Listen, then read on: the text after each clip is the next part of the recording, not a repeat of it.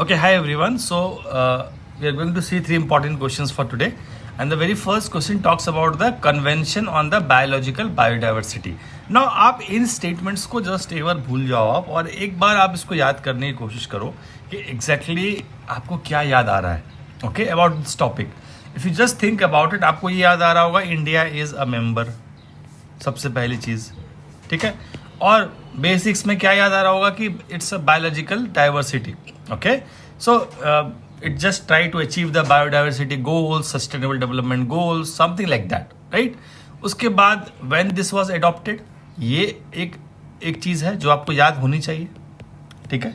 इतना I am expecting, इतनी चीज़ें आपको पता होनी चाहिए.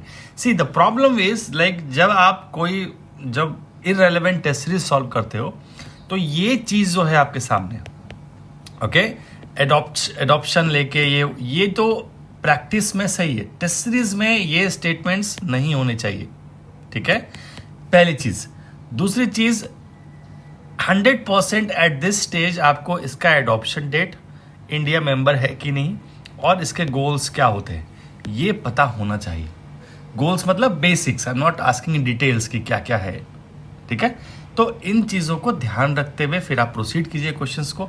उसके बाद की जो स्टेटमेंट्स है वो थोड़ा सा एक लेवल अप होता है और तब फायदा है यूपीएससी में क्वेश्चंस करने का, ओके. उसके अलावा कोई फायदा नहीं.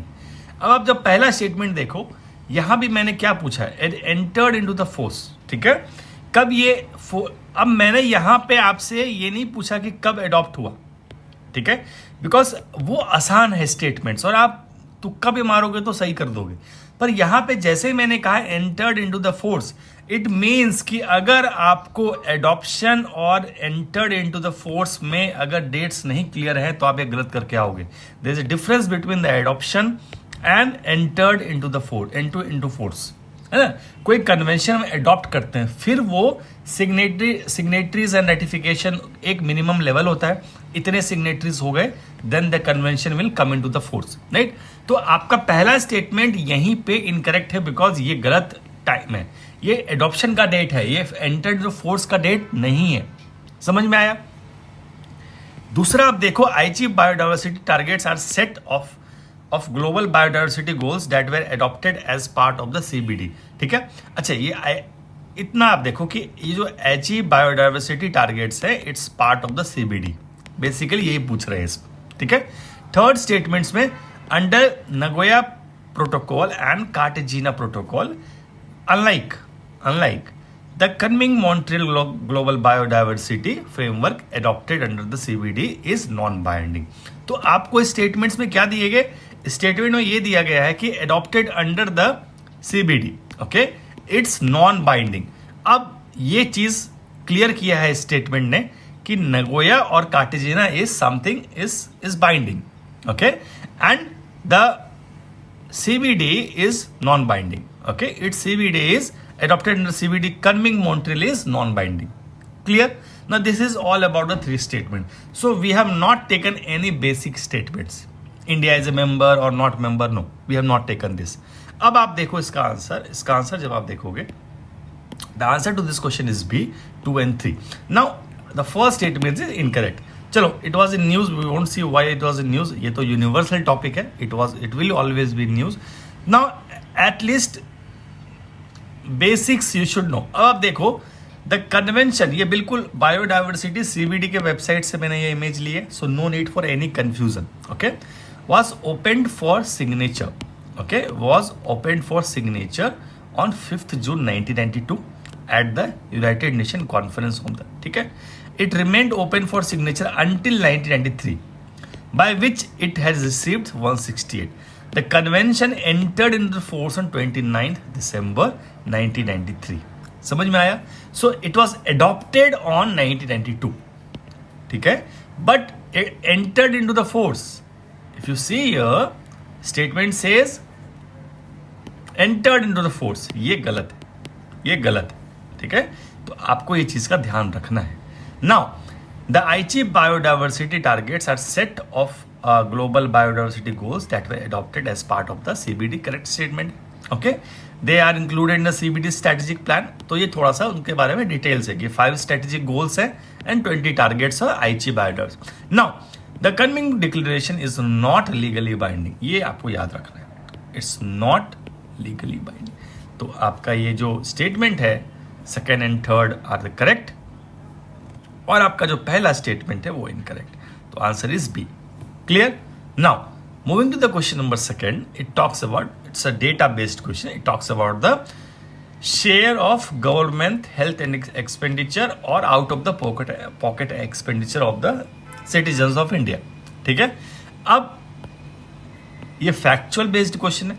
The share of the government health expenditure in GDP increased in last 5 years, health expenditure increase हुआ है, तो definitely you can expect like इतने सारे जो खर्चे like expenditure it's going on, for example on any kind of like आप देखो दवाइयाँ मिल रही है या फिर beneficiaries under different schemes and all, तो डेफिनेटली यू कैन एग्जाम, आप ये इस चीज़ से थोड़ा अंदाजा लगा सकते हो कि इट्स ए करेक्ट और नॉट। ठीक है, दूसरी चीज़ अगर आप देखोगे तो the share of out of the pocket expenditure as percentage of total health expenditure has increased significantly in the last 7 years।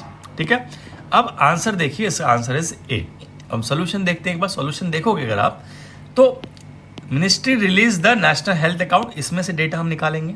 अब देखो share of health expenditure of the government health expenditure the percentage of GDP, बिल्कुल आप देखो यहाँ पे increased, तो even 133 से 1.13 से 1.84, राइट। अब इसका जो कंसिस्टेंसी है आप देखो 1.22 135, it was kept on increasing, but यहाँ पे ऑलमोस्ट सेम है, then it increase to last 3-4 years आप देखो it has increased. Okay, now if you see the second statement, it talks about decline in the out of the pocket expenditure. ठीक है, तो आप देख लीजिए यहाँ पे out of the pocket expenditure it has declined. So if you see here that traditionally has been significant burden on the Indian households. However, between the share of total expenditure declined from 62 to 39.4. It's a drastic only. तो आपका अगर देखो यहाँ पे increased significant, अगर ये decreased word यहाँ होता तो significantly हुआ है।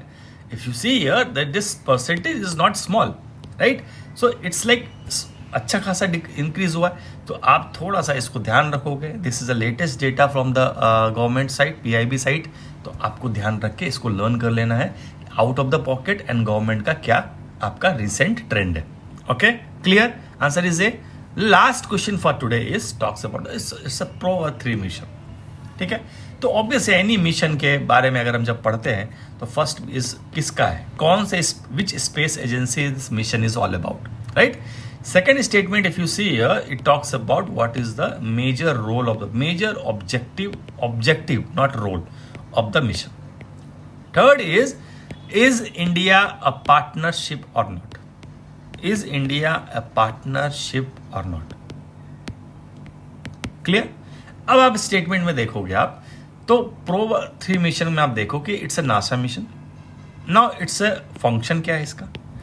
Third is India of ISRO has been chosen to launch the PROA-3, तो ये इंडिया का रिलेशन दिखाता है इस मिशन से। So all 3 statements I have covered here.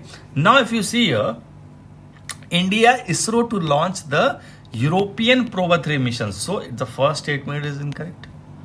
Now third statement still is not clear because we have mentioned about the launch vehicle too, so we have to see that this is going to launch or not. Okay, दूसरा जो हमारा जो statement है that separately flight, it's okay, so two it's demonstrate the high precision forming flying the space, मतलब दो एक साथ fly करेंगे, राइट, तो प्रिसीजन फ्लाइंग देखेंगे उनका। so this is a second statement, you see here demonstrate the high precision in the space, right? so एक third statement अगर आप देखो यहाँ पे, PROA-3 satellite will be shipped to India on October 21st for the launch of on the October 29 as a ISRO PSLV XL launcher। ठीक है, तो आपका ये जो स्टेटमेंट है ये भी सही है, ये आपका इंपॉर्टेंट है, इसरो तो इंपॉर्टेंट है ही पर ये भी इंपॉर्टेंट है, तो आपका जो आंसर है इसमें ये गलत है, एंड देन बोथ आर, तो B and 2 and 3 are the right answer. The answer to this question is B, 2 and 3। हो गया clear? Clear? Now this is for the today. And hope so you are learning every single day. आप अच्छे से कीजिए, अच्छे से practice कीजिए, things will definitely change. Thank you so much.